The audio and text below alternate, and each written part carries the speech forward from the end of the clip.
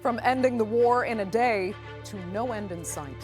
The U.S. president switches tact again, announcing the U.S. will send very sophisticated military equipment to Ukraine.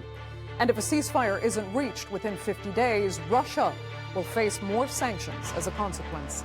But will any of this bring an end to the war? I'm Andrea Sankey, and this is the Newsmakers.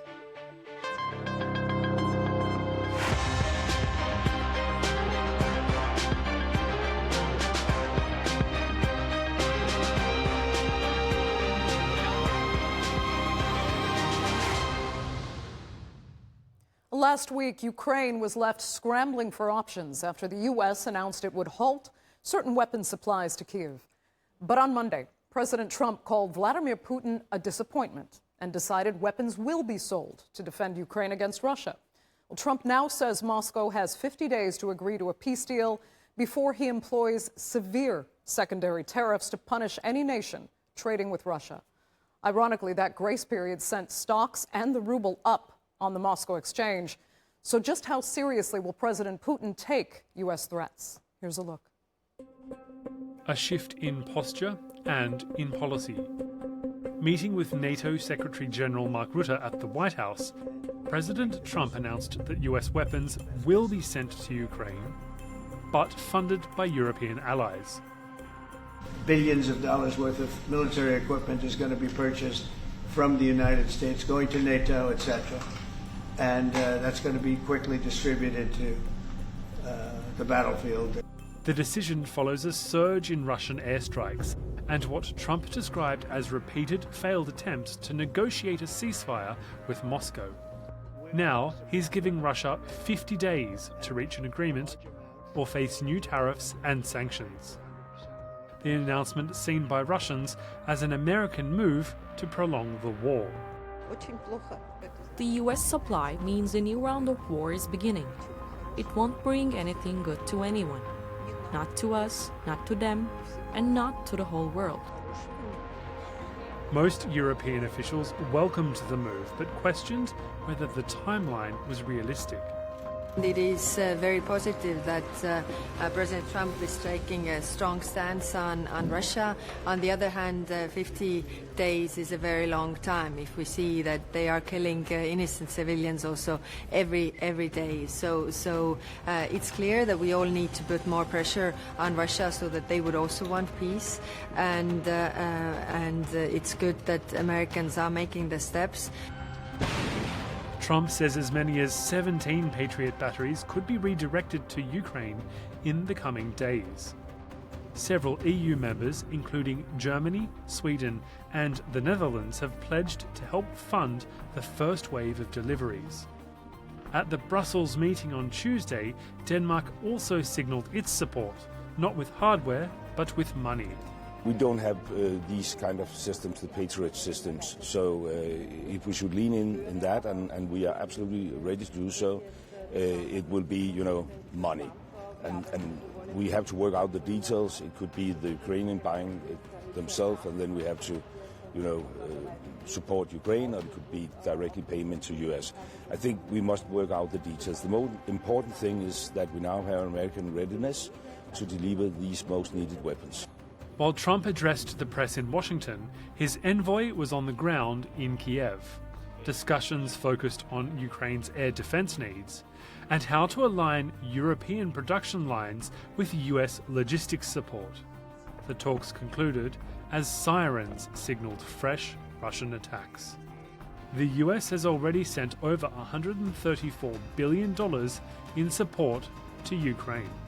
And now Trump says it's time for Europe to shoulder more of the cost, even as American weapons continue to flow. So what is really behind this latest U-turn on Ukraine, and who really benefits from it? Well, joining me now to debate that and more are from Moscow, Deputy Foreign Editor at Komsomolskaya Pravda daily newspaper, Dmitry Babich. From New York, Director of Communications for the Ukrainian Congress Committee of America, Andrei Dobryansky, and from Dallas, Texas, Republican strategist and Managing Director of Nest Point Associates, John Thomas. Thanks all so much for being with me. Let me begin then by asking the Republican, John Thomas, if you we're actually expecting this. I mean, just last week it was pretty clear that, no more sophisticated weaponry was going to Ukraine, not just to, end the war sooner, as Trump had said, but to actually boost supplies for America's own defenses. Yeah, to be candid, it did catch me off guard. President Trump campaigned on ending this war, and part of that meant no more munitions, kind of no more fueling the war. So it did catch me off guard. But when I kind of thought about it for a second, it actually kind of makes sense in a way, because President Trump has tried to cut a deal with Putin. He's tried to get Putin to come to the table, and he's repeatedly said that Putin has no interest in dealing, and he's growing incredibly frustrated with Putin. So what choice is he left but to come to Ukraine, attempt to help Ukraine, and also serve as a warning to Putin that, look, if you don't get in line and come to the table to figure out peace here, we're going to keep this thing going and we're going to empower Ukraine. But he struck the deal in a way that tried to appease his base, which is he's not using American dollars to fund the munitions. He's using European dollars. And so that's kind of trying to split the baby. But yes, it did catch me off guard. Okay. Well, several things there. I mean, you said that he tried to deal with Putin, but he said he would. He said, that this would be done in 24 hours. Now it's 6 months into his second term, and there's no end in sight. Do Americans care that they're not getting what he promised? I think Americans understand that Vladimir Putin doesn't work for Donald Trump, and that Donald Trump's trying everything he can. And one thing about Donald Trump, whether you like him or not, he's transparent in the sense of you see it unfold the diplomatic relations on X. We have seen President Trump repeatedly, whether it's with Zelensky at the White House, reaching out to Putin. He's trying. He's doing his best. It does take multiple people to tango here. So I don't think Americans are holding it against President Trump. He didn't start this war. He didn't originally kind of give the funding to elongate this war. He's trying to bring it to an end. And this is just a change in tack. So no, public opinion hasn't moved against the president on this matter. Okay. Andre, if you have an opinion on that, go ahead. This should have been a bigger package. It's a lot of promises yesterday. As I told my Ukrainian friends on all the broadcasts I did during the announcement, that it's really let's wait and see exactly what's crossing the border.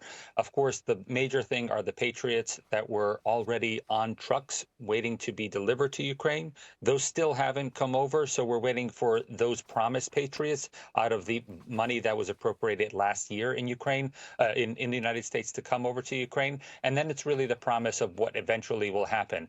Unfortunately, now we're adding third countries that have to appropriate funding that will be transferred to the United States. Then weapons will be transferred to those countries, and then those countries have another mechanism to transfer weapons to Ukraine. So we've entered another round of bureaucracy, but it is a solution to make this an America First way of helping Ukraine.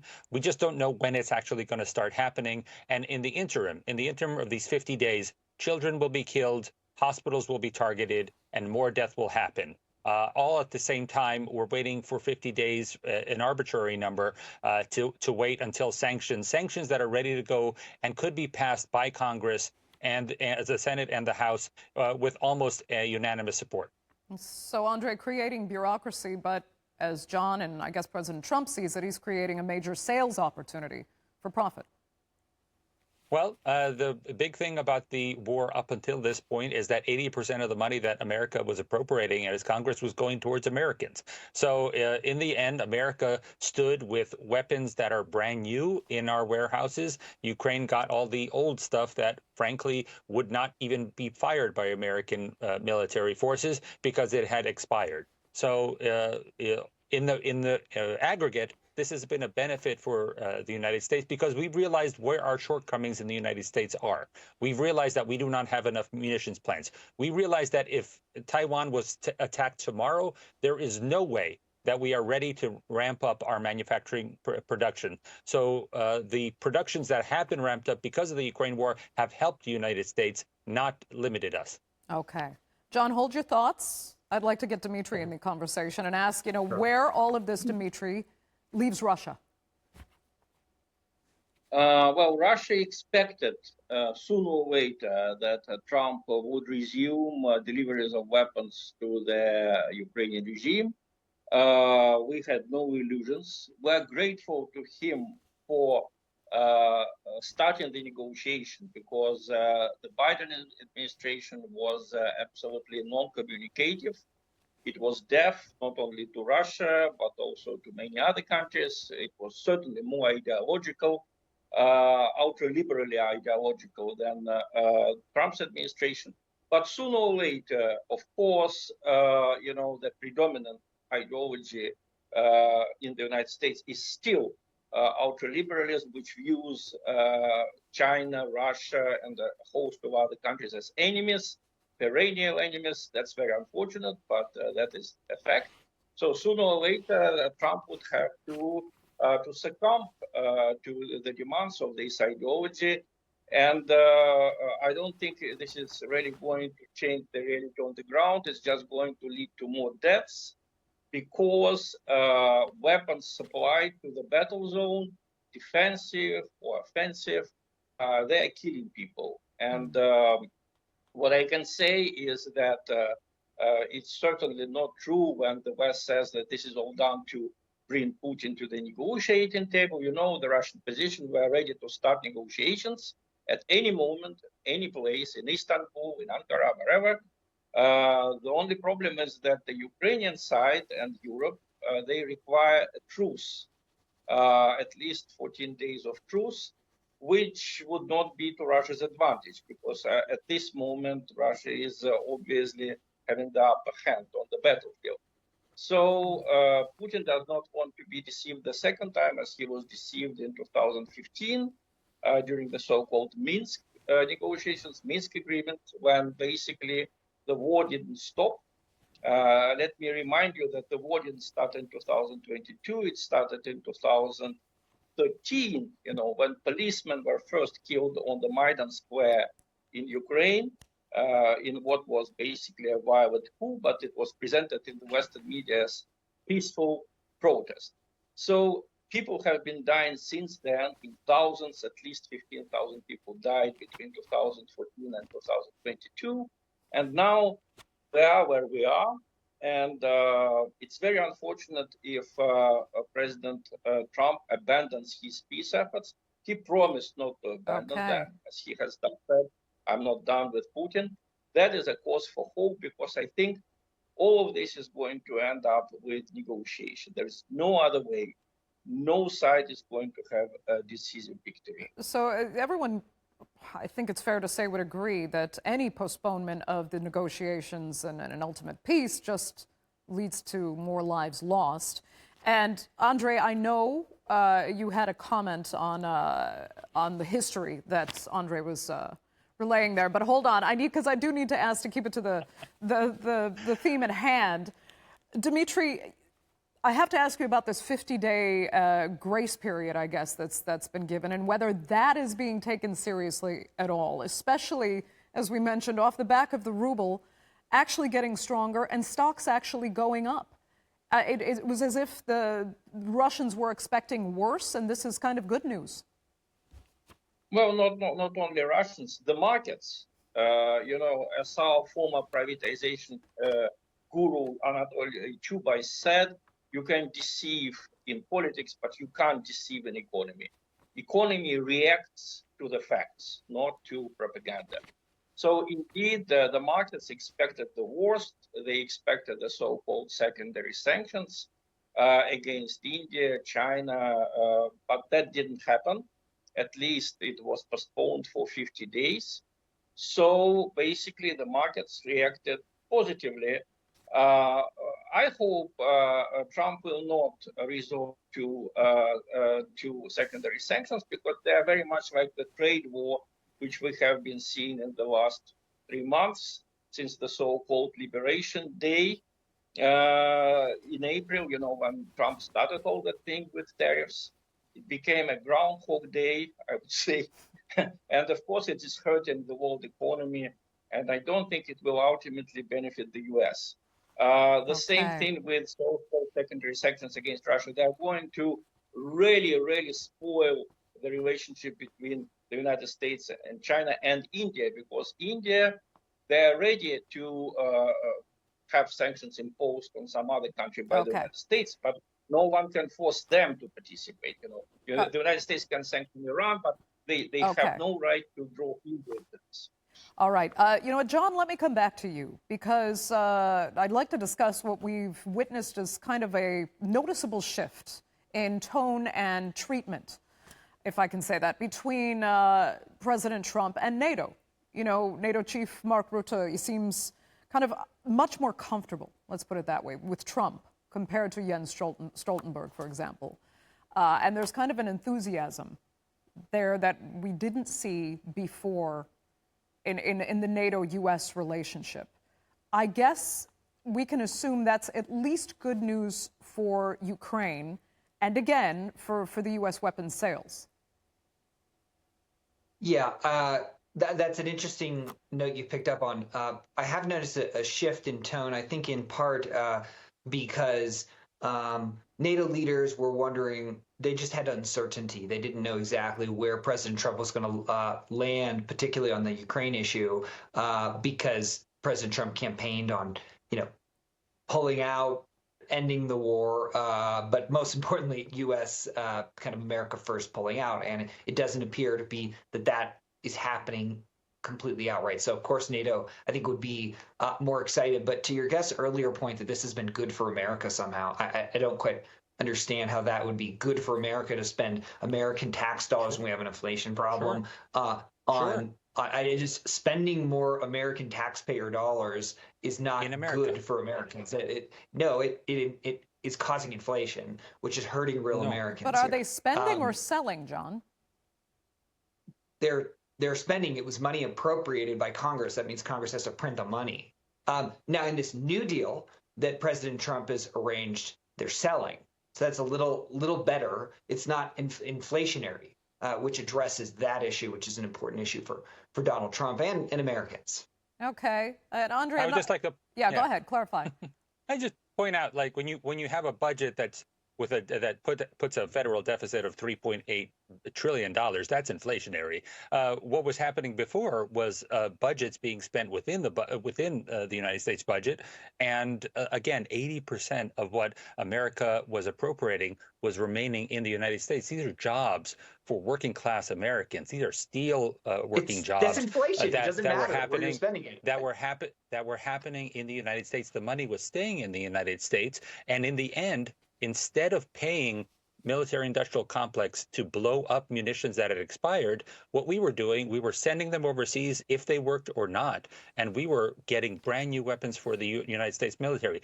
So this is a cost that would have happened anyway. We just did it in a way that was more cost-effective than throwing money away at munitions that we were contractually bound to explode.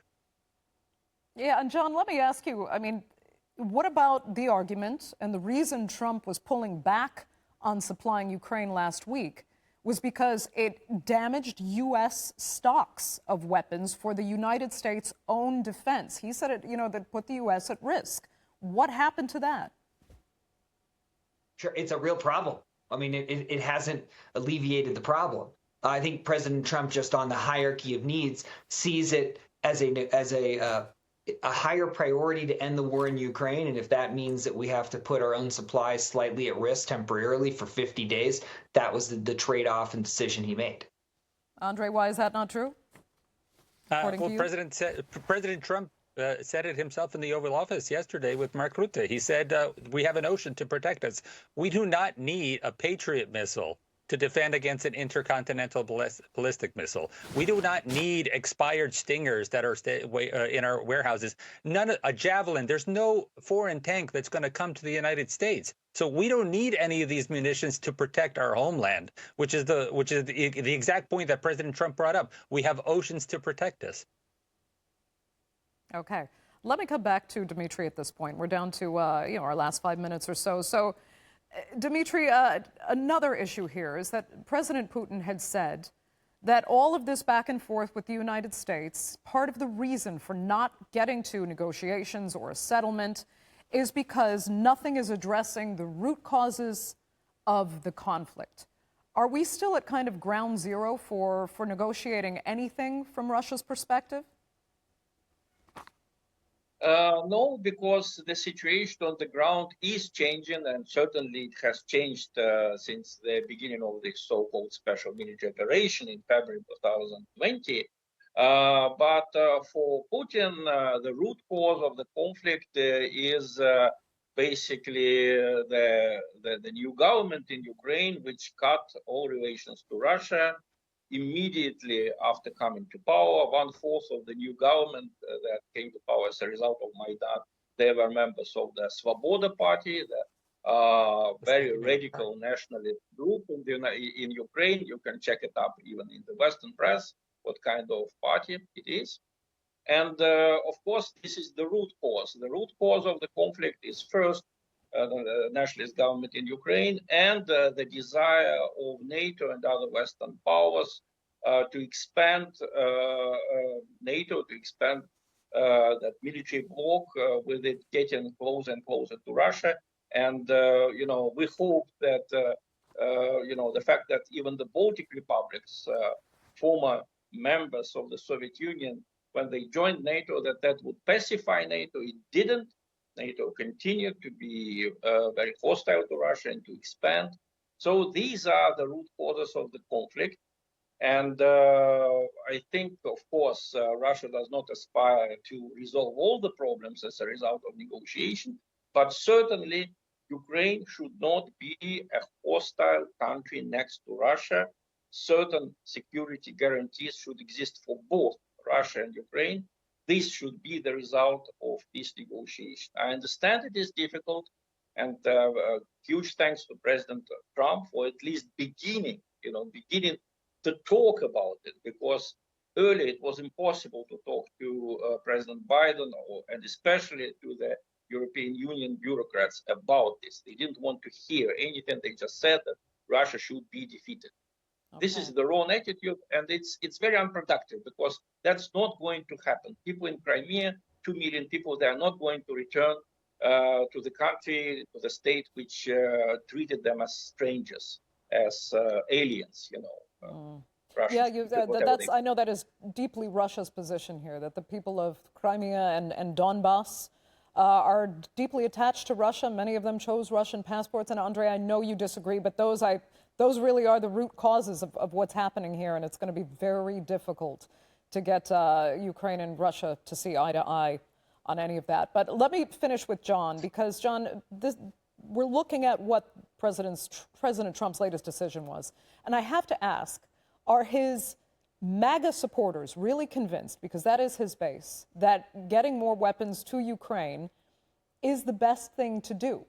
Will they appreciate that it's a sales opportunity, even if it means depleting their own supplies? And will they be okay with potentially prolonging this war to go along with what President Trump wants now?